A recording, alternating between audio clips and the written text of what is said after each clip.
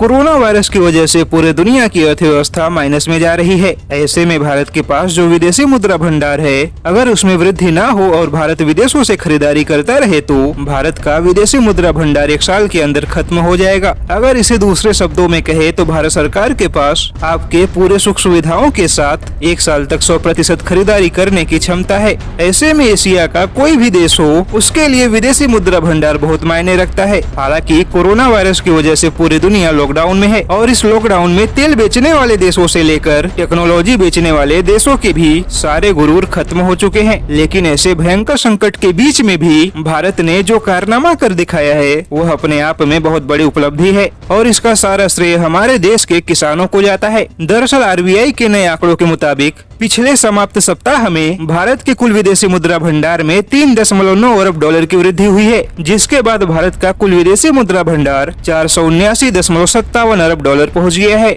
और अगर भारत के इस विदेशी मुद्रा भंडार में वृद्धि हुई है तो इसका सबसे बड़ा कारण भारत द्वारा अनाज और खाद्य सामग्रियों का बड़े पैमाने पर निर्यात करना है। वैसे भारत एशिया के 48 देशों में से एकमात्र ऐसा देश है जिसके विदेशी मुद्रा भंडार में लॉकडाउन के बावजूद इतनी बड़ी वृद्धि दर्ज की गई है। तो वहीं चीन के बाद सऊदी अरब ऐसा देश है जिसे लॉकडाउन की वजह से अपने विदेशी मुद्रा भंडार में भारी नुकसान उठाना पड़ा है। और सऊदी अरब को तो इतना बड़ा नुकसान हुआ है कि वह सीधे 3 पायदान नीचे खिसककर ताइवान, हांगकांग और भारत से भी नीचे चला गया है। दरअसल रॉयटर्स की रिपोर्ट के मुताबिक सऊदी अरब का विदेशी मुद्रा भंडार 2011 के बाद सबसे निचले स्तर पर पहुंच गया है और पिछले हफ्ते 9 अरब डॉलर के गिरावट के बाद सऊदी अरब का विदेशी मुद्रा भंडार 464 अरब डॉलर पर है। जिसके बाद सऊदी अरब ने कहा है कि मुसीबत चाहे कितनी भी बड़ी क्यों न हो, लेकिन अब वह अपने विदेशी मुद्रा भंडार में से 32 अरब डॉलर से ज्यादा खर्च नहीं करेगा। वहीं सऊदी अरब ने स्पष्ट कर दिया है कि अगर कोरोना वायरस खत्म नहीं हुआ और अरब देशों के तेल की खरीदारी शुरू नहीं हुई तो पूरा ओपेक संगठन डूबने की कगार पर आ सकता है।